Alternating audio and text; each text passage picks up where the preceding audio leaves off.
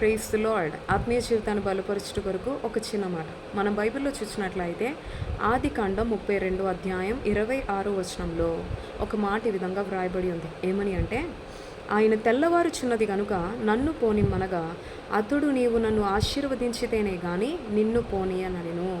ఈ సందర్భాన్ని ఒక్కసారి మనం ఆలోచిస్తే యాకోబు దేవుని యొద్ద అడుగుచున్నాడు, నీవు నన్ను ఆశీర్వదిస్తేనే కానీ నేను నిన్ను పోనీయను. దేవుడు అంటున్నాడు, తెల్లవారుచున్నది నన్ను పోనీయు అంటున్నాడు.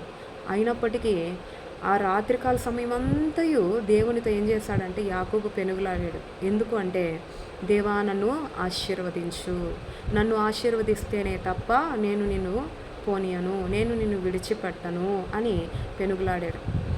ఈ యొక్క ప్రార్థన మనకి ఏం నేర్పిస్తుంది అంటే, యాకోబు ఈ ప్రార్థన ద్వారా మనకి ఏం నేర్పిస్తుందంటే, మనం కూడా దేవుని యొద్ద ప్రార్థించాలి.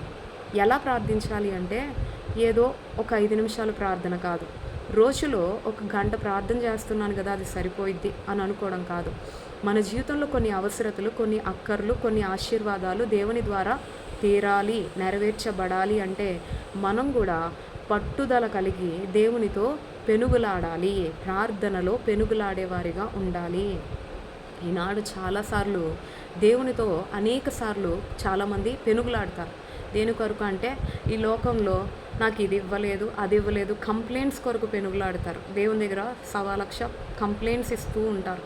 లేకపోతే సనుగుతూ ఉంటారు, నువ్వు నాకేం చేసావు, నాకేం తెచ్చావు, నాకేం జరిగించావు, నా బ్రతుకుని ఏం మార్చావని 10 సార్లు దేవుని నొప్పించడానికి ఊరికే దేవుని యొద్ద పోరాడుతూ ఉంటారు. కానీ దేవుని గొప్ప చేయడానికి, నీ ఆశలు నెరవేర్చుకోవడం కొరకు నిన్ను నీవు దేవుని యొద్ద తగ్గించుకొని దేవుని హెచ్చిస్తూ, దేవా నీవు మాత్రమే నా యొక్క ఆశను నెరవేర్చుటకు సమర్థుడివి, నా యొక్క పరిస్థితిని మార్చుటకు నీవు మాత్రమే సమర్థుడివి అని పట్టుదల కలిగి ప్రార్థనలో పెనుగలాడే వ్యక్తులు ఈ లోకంలో చాలామంది కనబడట్లేదు.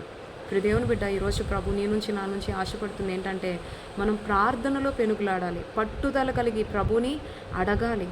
మనం దేవుని చికాకు పెట్టే ప్రార్థన కాదు, దేవునికి ఇష్టానుసారంగా అనుకూలంగా ఉండే ప్రార్థన చేస్తూ ప్రభువుని గోజాడుకోవాలి, బ్రతిమలాడుకోవాలి. నన్ను ఆశీర్వదించయ్యా, నన్ను ఆశీర్వదిస్తేనే తప్ప నిన్ను విడిచిపెట్టనయ్యా, నా కోరిక నెరవేర్చయ్యా అని ప్రభు యొద్ద మనల్ని మనం తగ్గించుకొని దేవుని హెచ్చిస్తే ఖచ్చితంగా యాకోబును హెచ్చించిన దేవుడే, ఆశీర్వదించిన దేవుడే మనల్ని కూడా హెచ్చిస్తాడు, మన అవసరతలు కూడా తీరుస్తాడు. కాబట్టి దేవునితో పెనుగులాడు. 1 నిమిషం కాదు, ఒక 5 నిమిషాలు కాదు, దేవునితో ఎంతసేపైనా దేవుని యొద్ద జవాబు పొందుకునేంత వరకు పెనుగులాడు.